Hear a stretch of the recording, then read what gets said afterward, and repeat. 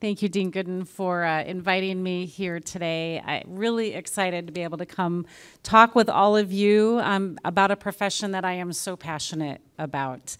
I was talking with, some of the faculty earlier on how, I started, in this profession in the age right after civil defense with the duck and cover, and we have evolved into crisis managers that are managing any type of problem that we can face. And I think that there is no greater profession for me and no greater passion in public service than the work that we're able to do as emergency managers, because we really do get to have a direct impact on people's lives.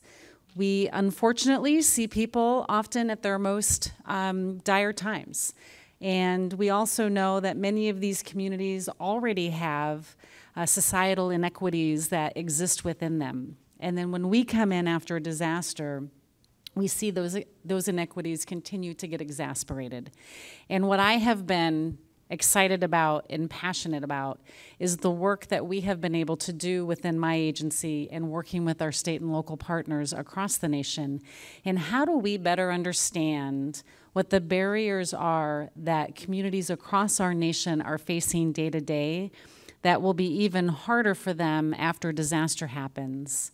And what can we do to reduce those barriers or even completely remove those barriers so we can make sure that everyone has the opportunity to get the assistance that they're eligible for, and that we make sure that we are always putting people first in everything that we do. My team will tell you that they hear me say this all the time, that our focus is people first. And if you're making a decision, it's because you're putting somebody first, and don't hesitate, right? I think that it's often really interesting to me that as emergency managers, as the agency that is developed and designed to manage risk, we often have a tendency to be risk averse. We are afraid of if it doesn't work out, if the outcome isn't what we expected. But we have to learn to embrace that risk. We have to learn to manage that risk, but we can't run away from that risk. We have to just understand what the potential impacts are going to be. And as long as we're moving in a direction that's putting people first, and that we're not just trying to have a one-size-fits-all approach to the delivery of our services, then we're doing the right thing. Because at the end of the day, what we want to be able to do is get ahead of this, right? We want to be able to help communities build more resiliently from the beginning. We want to help them put plans in place and structures in place so they can rebound more quickly. But we also want to be able to come in there quickly afterwards and make sure that we're providing assistance. And I've been in this role now just 2 years and a day. And it's been a long 2 years and a day, it seems like sometimes. I have, unfortunately, traveled to so many different disasters over the last 2 years. And I've seen some of the most devastating impacts and things that we never would have thought of. I'll give you just a couple examples of some things that I've seen that I put into my category of I didn't see that coming. So one was just recently here in the U.S. in California, where we had a series of atmospheric rivers back in January and again in March. How many of you have ever heard of an atmospheric river before this? Because I hadn't. Right? Maybe a few of you have. I'm like, I had to really study, what is an atmospheric river? But what we didn't really know until later is that the impacts that we were seeing was a convergence of decades of different climate-related events.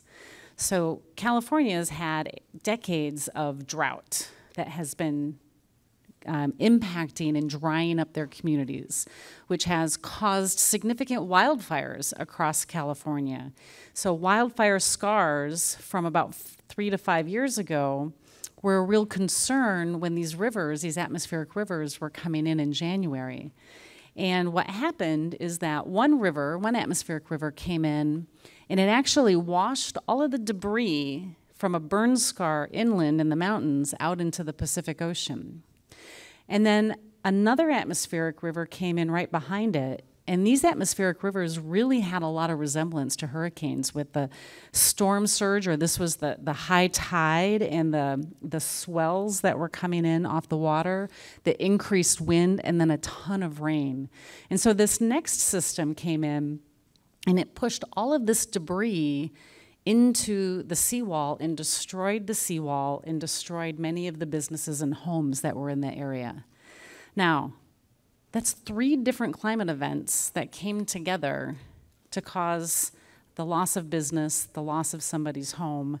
And so the environment that we're facing is so different today than it was 5 or 10 years ago, that what we need to be able to do now as emergency managers and crisis managers is we need to be able to think about what is it going to look like 5 and 10 or even 20 years from now as these climate events continue to converge with each other and create hazards that singularly they wouldn't have.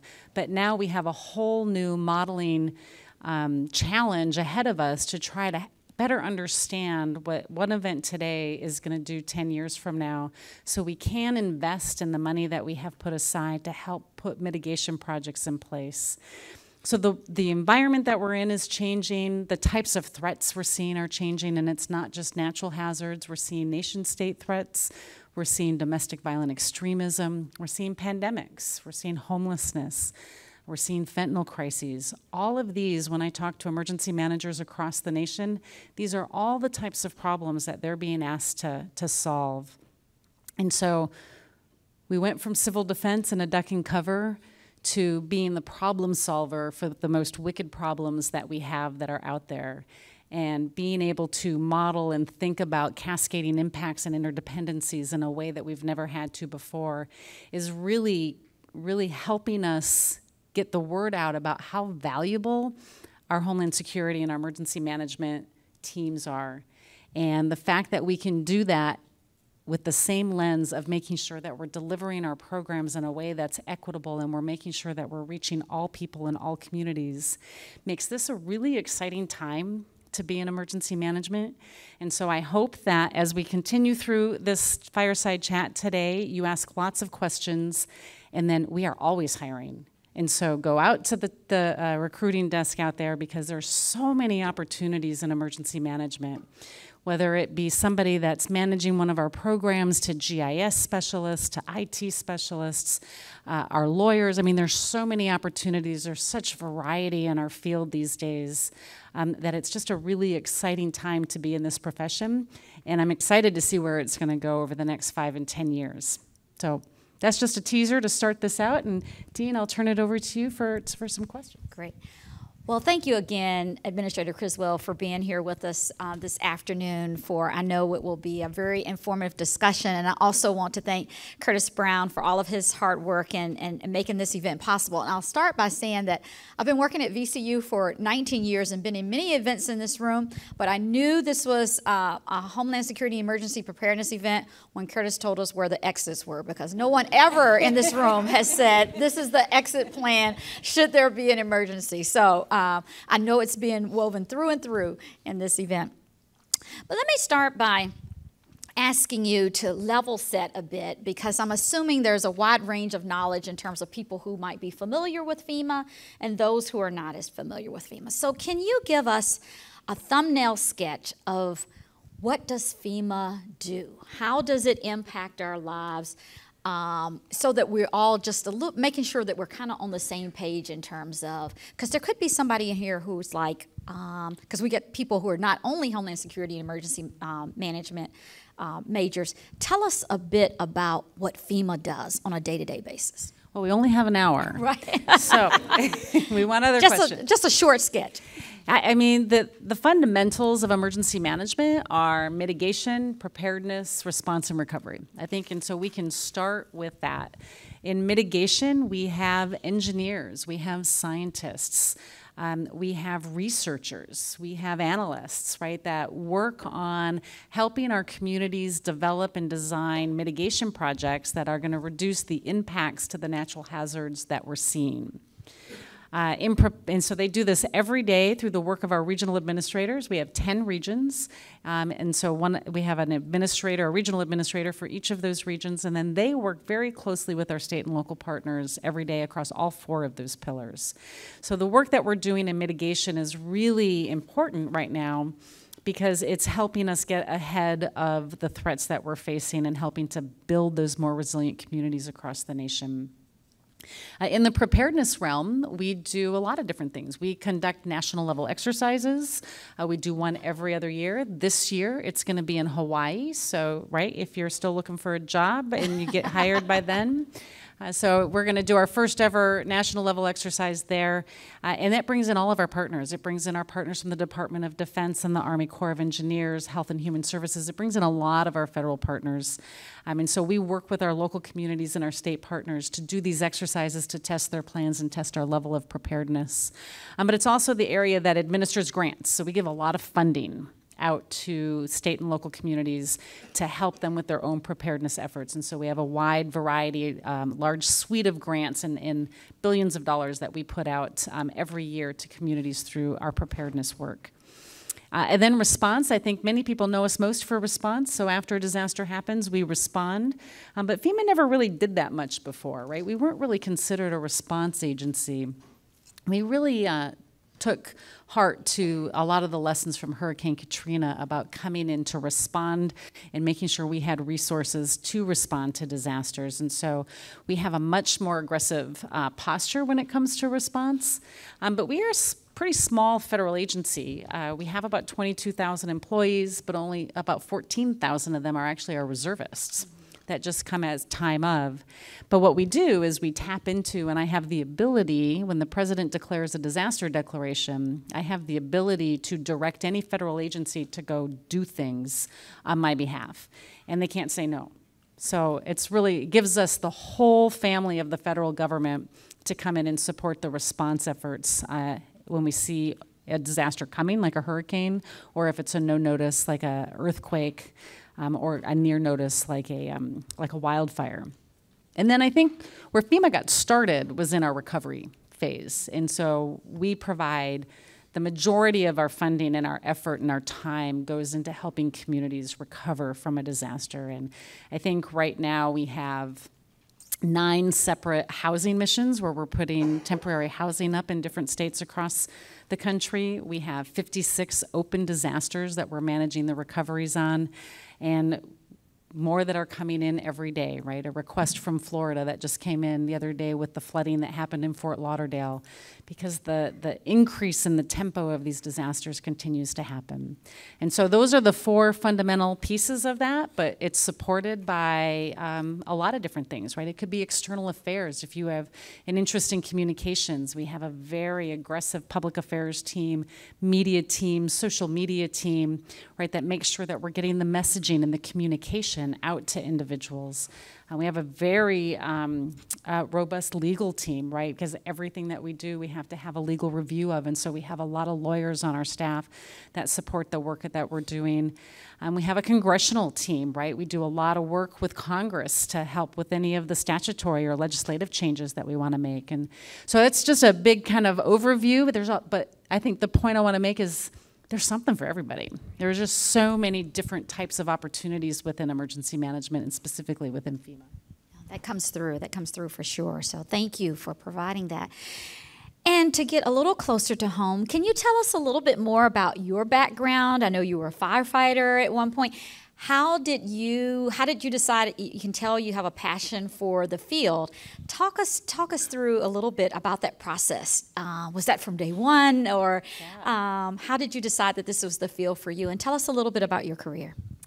It's been just a really fascinating journey for me. I'll start out with I actually joined the Air National Guard because I wanted money to go back to college.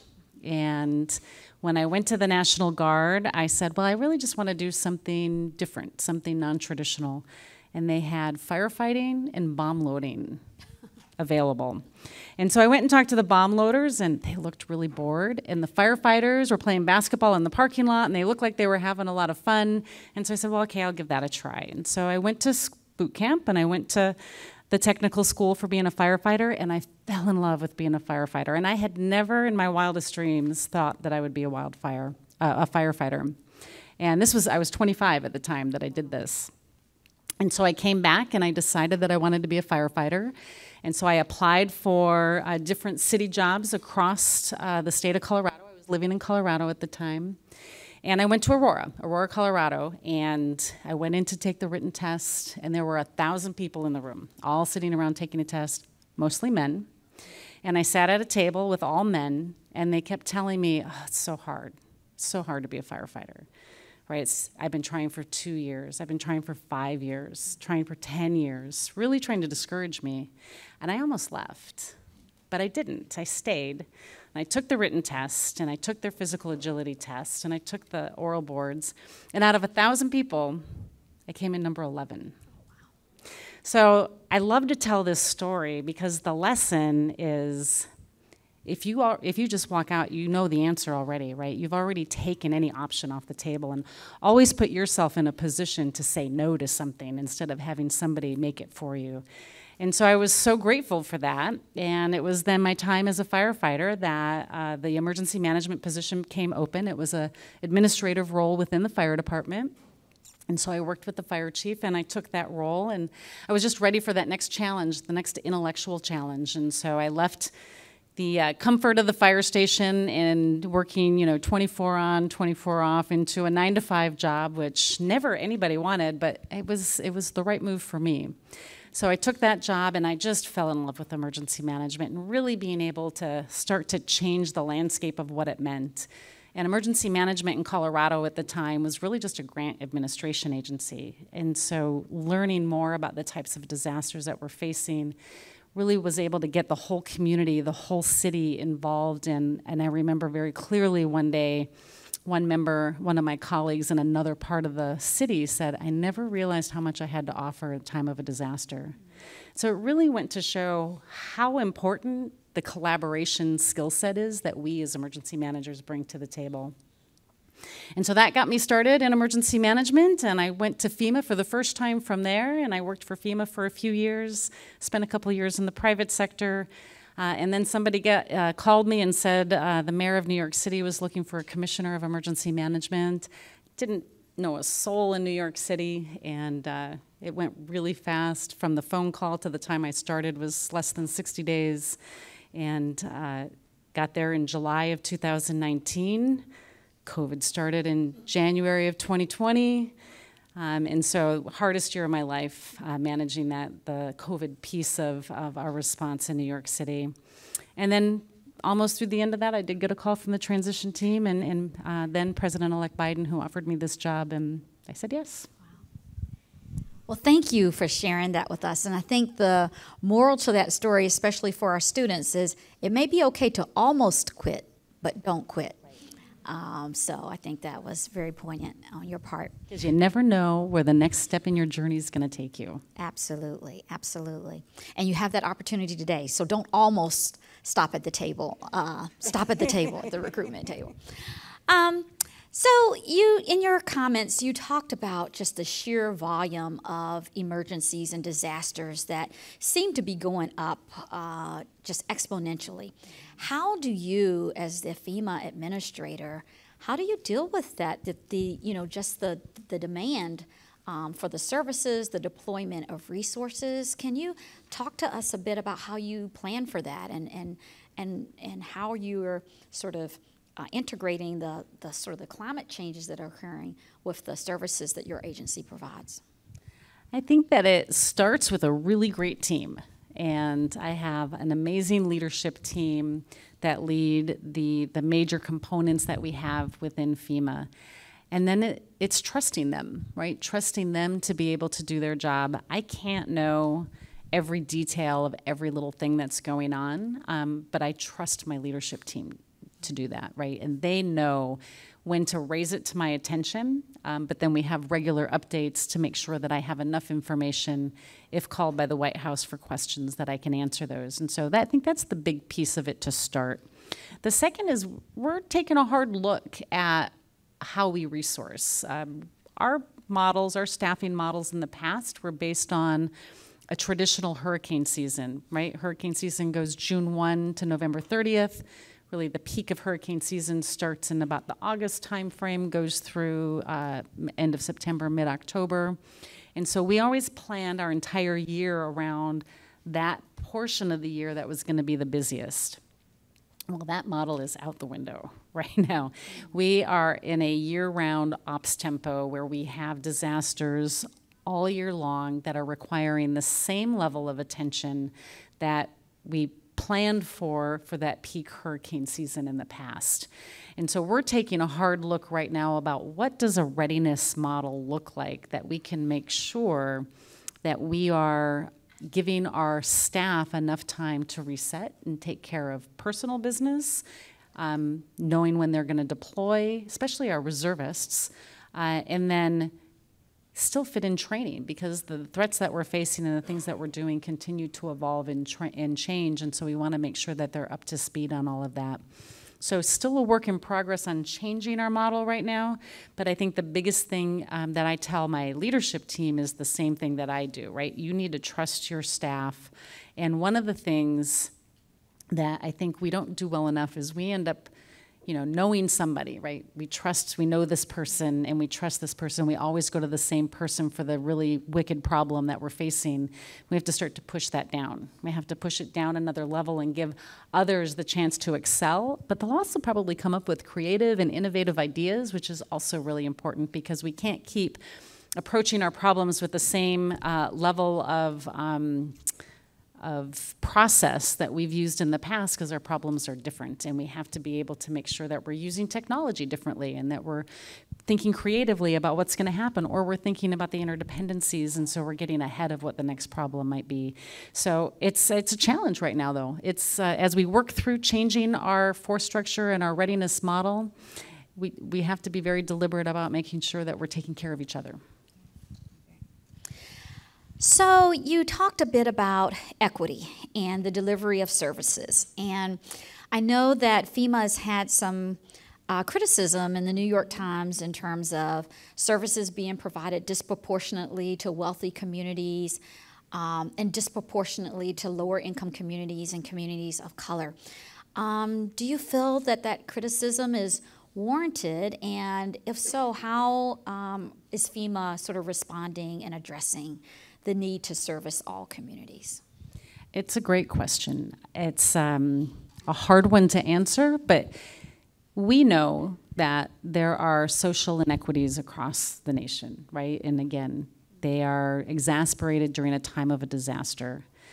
We also know that we have people that like to take advantage of disasters, right? And so we have a lot of fraud that comes in after disaster. And so what we have seen happen over time is that based on fraudulent activities that have happened disaster after disaster, we've created a policy digest that is so restrictive that it limits our ability to help those that need it the most. And it has evolved into those who have means know how to get more, and those who don't have a harder time accessing our programs. So I do agree with the criticisms, but not as an intentional act. It's something that has evolved over time as a result of us putting in policy after policy to address the fraud that we experience during disasters.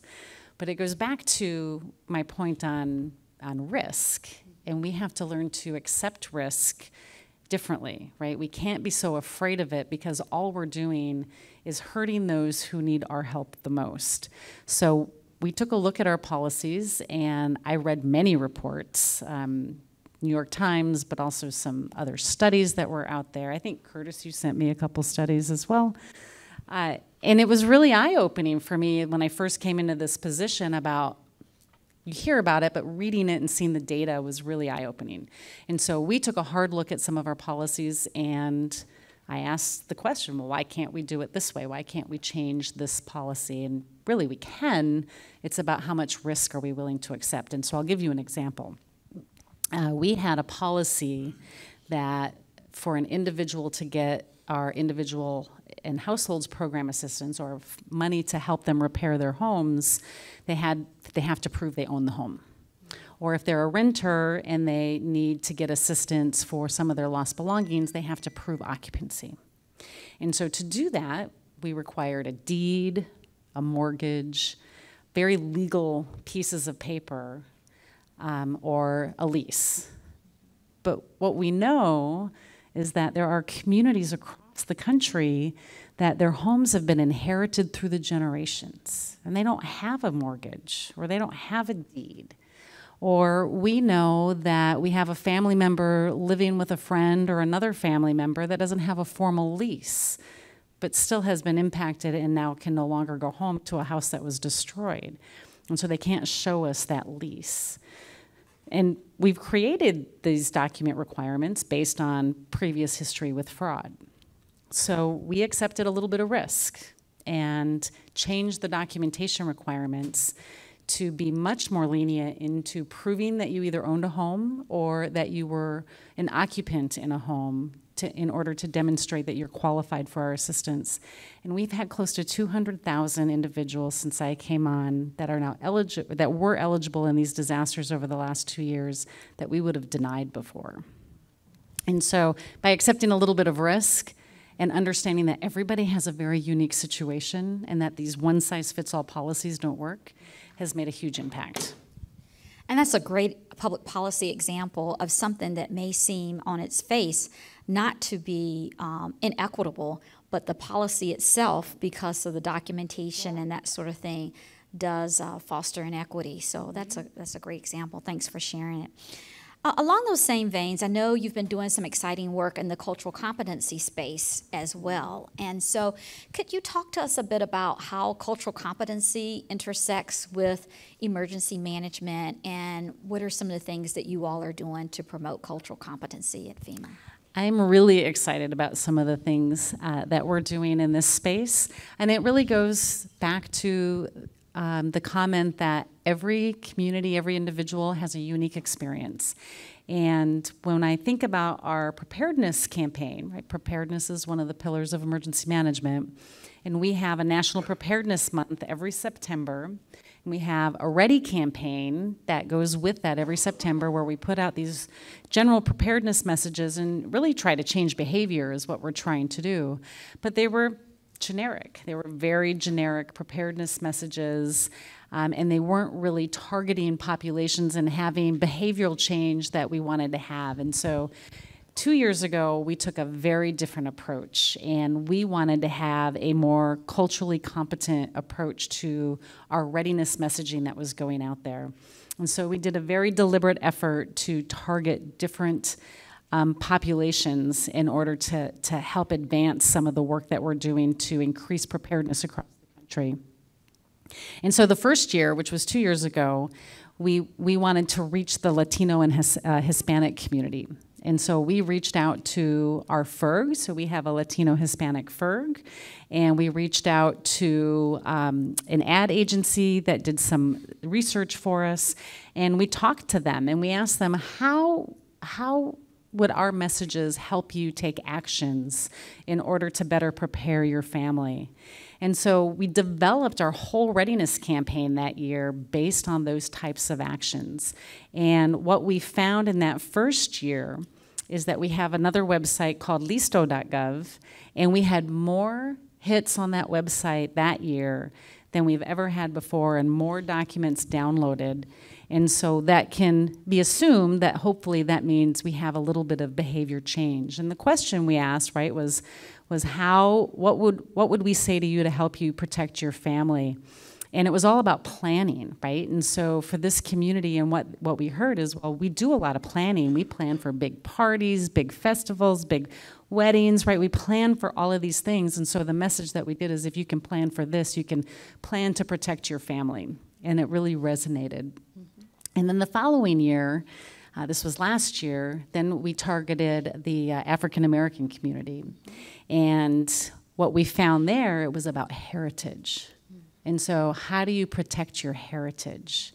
And then we went to Howard University to do the rollout for it, and it was just fantastic. And we got a lot of PSAs done by the students that were over there. And again, trying to develop a message that resonates with people, that then they'll use that to take the action that they want. This year, we're going to focus on our elderly population and the things that we need to do to help them get better prepared. And it's just been really exciting to shift from very general, broad messaging for the entire United States into very targeted, specific messaging to actually, hopefully, change behavior and save lives in very targeted communities. Well, and I mean, it's just really eye-opening to hear these practical examples because, you know, at the Wilder School, we're very much committed to equity and then in the emergency management space. So this was just an ideal session for us. I wanted to ask you, you know, when we think about working in the equity space, so at the federal level, we've got the Biden administration and very proactive in this space. And then at the state level, we've got, in many states, a very different scenario where even the word equity is being discouraged. So how do you navigate that space, promoting the need to deliver equitable services, recognizing that you have to work across boundaries? Yeah, it can be challenging at times. And I think for me, my job is to keep that political side of the discussion at my level and above so my team can continue to do their work. And I just always go back to it's about the people. Whether you're in rural Kentucky and Appalachia that have just been impacted, or if you're in Selma, Alabama with the tornadoes that just happened there, right? Every community has a unique need. Every community has a different circumstance and is going to have different challenges and how they're going to need to recover, and listening to them. And so I encourage my staff all the time to get right down there in the community and talk to people. And then as we continue to have, you know, conversations about my definition of equity, I just always go back to people. All people deserve the assistance they're eligible for, regardless of where they're at in this country, and they all have a different circumstance and a different challenge. And I like the way you talk about the broadness of the concept of equity, that it's not solely about race or gender, but it's about rural and urban. It's about the haves and the have-nots, that it's, you know, the elderly and the disabled. I mean, so it really is, when we're thinking about equity, we're inclusive of everyone. Yes. I mean, that's what society, and that's within the mission of FEMA to serve all. So that's great. So let me broaden that out a little bit, even beyond equity itself. You know, when an emergency happens, it seems that, you know, you got your local folks who are there, you know, at the local level. Then in Virginia, you got the Virginia Department of Emergency Management, and then FEMA. And so for the end user, oftentimes you're wanting just to get your issue resolved and may not necessarily know the parameters of each. So you work squarely in this federalism space. What have you learned about that? What have been some good accomplishments that have happened over time? Because I know it sounds like we've made a lot of progress in that area. So can you walk us through how does that operate behind the scenes? I think one of the best ways to really explain it generally, and then I'll talk a little bit more specific, is that when it comes to the support that we provide, we go by the mantra or idea of federally supported, state managed, and locally executed. And so I started as a local emergency manager and a firefighter, and one of the things that everybody knows is that all disasters start and end at the local level. Long after the TV cameras leave, long after, the federal government might leave, the local community is still dealing with that, right? And so I think one of the ways that we want to continue to support this is to make sure that we are helping to build capacity at that local level as much as we can so they don't get overwhelmed. And so the way it works is if there is a disaster that happens in a community, if the community gets overwhelmed, then they ask the state for assistance. And then if the state is overwhelmed, then they ask the federal government for assistance. Now, sometimes that can take time, right? It could be a slow-moving disaster, or sometimes we just know it's going to be that, like when we see a hurricane that's going to be a Category 5 make landfall in Florida, right? We'll pre-position resources to get in there and do it. But we can't come in without being asked by the governor to come in. And so that's where the federalism piece for us starts and ends when it comes to our ability to provide direct support. We can't go in on our own. But we want to be able to enable them as much as we can. And so we build a lot of partnerships too, right? And help. We had another state here recently that needed some assistance, but they were asking for something very specific that wasn't really something the federal government could do. So how do we enable them by reaching out to their other state partners to help them solve their own problem? And so being that enabler of things even beyond a disaster declaration is, I think, a role that we play really well to help them help themselves, mostly through what we call EMAC, Emergency Management Assistance Compact, where states, it's a mutual aid across state bounds. And so keeping that line of communication open between them, I think, has been very helpful. Well, I see we have a number of questions rolling in. If you we're not here at the beginning, we will be taking questions momentarily. So there are folks going around in index cards, so please submit your questions, and we'll try to get as many of them answered as possible. I do want to ask you about, we're here at VCU at the Wilder School. We have a lot of students here, and I'm sure you've piqued a lot of interest in terms of working for FEMA. We are so delighted that we've got recruiters out here. You have between, 1,200 and 1,500 positions that you're hiring for. So what type of positions are available? What skill sets are you looking for? And how do students get a job? Well, first you have to apply. It means you have to stop to that recruiting table and ask them what we have. It's a variety of positions, right? I mean, it covers the whole spectrum of what we do. We have positions, a lot of positions to support our mitigation programs. We have positions that are supporting our response and recovery programs, but we also have positions in HR. And in IT, right, the enablers that really make sure that we as an agency can continue to operate day by day. So there's a wide variety of positions that are out there.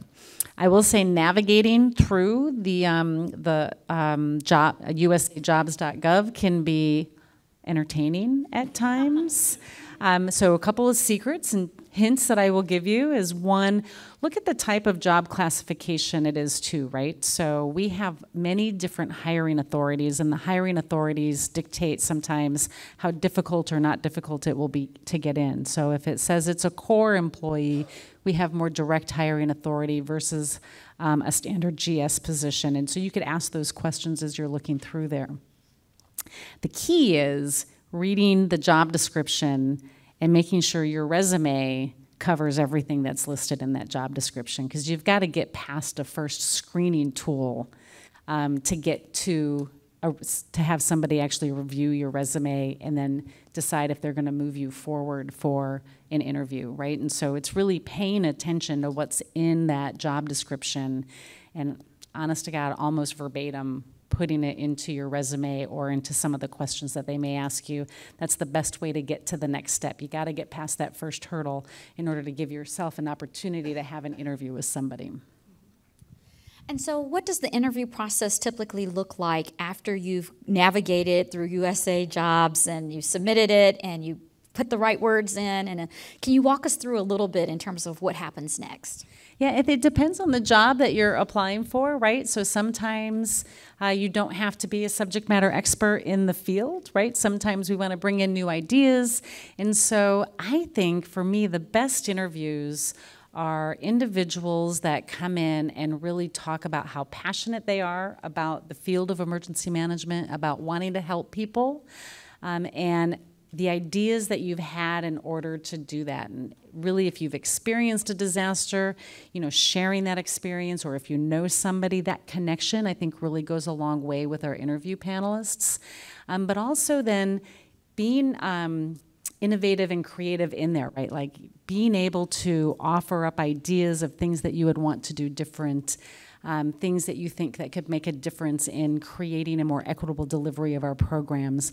Those are all things that are priorities for us right now. My strategic plan is about, I have 3 goals, and that is deliver our programs more equitably, educate the country on climate resilience, or lead the nation in climate resilience, and then make sure that we have a prepared nation, right? And so looking through that strategic plan, looking through the items that are in there, showing that you did the research and being able to communicate that in a way that you are passionate about goes a long way in the interview process. Great. All right, so I think we have some questions. Is that right? If I can get some of the questions down, we will ask a few of those. Here comes Will Pelfrey. Thank you, Dr. Pelfrey. All right, so, great question. What has FEMA's response been to the increasing amount of school shootings across the U.S.? It's an interesting question. So we don't have a direct role in the response to school shootings, but we do have an indirect role, and that's through our preparedness section. We have a number of training classes that we have available, but also our grant programs that can go out and support communities build their own level of protection. Two of our largest ones are our Urban Area Security Initiative, as well as our Homeland Security Grant Program that builds preparedness capabilities at the state and local level. But we also have a nonprofit security grant program, which really goes out to educational institutions, religious institutions, to help them either harden their facilities or put in training programs for their employees, really build their capability. And so our role is really in that preparedness and capacity building side of this, not in the response. I have an interesting question about how FEMA responds to help the homeless population in instances of emergency. So our emergency managers across the nation are dealing with this every day. I think that our emergency managers in some of our largest cities, this is part of their portfolio, and they're working on strategies and bringing the right people together to help manage the homeless population. FEMA does not have a direct role in this, but we do have another grant that goes out to nonprofits, and it's our Emergency Food and Shelter Program, and that gives money to non-governmental organizations like Catholic Charities and the United Way to help them with any of the costs that they have incurred to support the homeless population. The other part, again, is on our preparedness side and making sure that through our other grants, through our Homeland Security grant and our UASI grants, that they have that ability to use some of that funding to build their own capacity. Any regrets in your career? No. My only regret would have been if I left that table and I didn't come back, right? I think that it's, I've taken a lot of personal risks, I would say, through my career to advance. Like when I left the fire department as the emergency manager and I went to FEMA for the first time, I left a union job that I could have stayed at forever, retired, good pension, insurance, to go work in a position that was called a temporary full-time employee, no guarantee of a job, could have been fired at any time.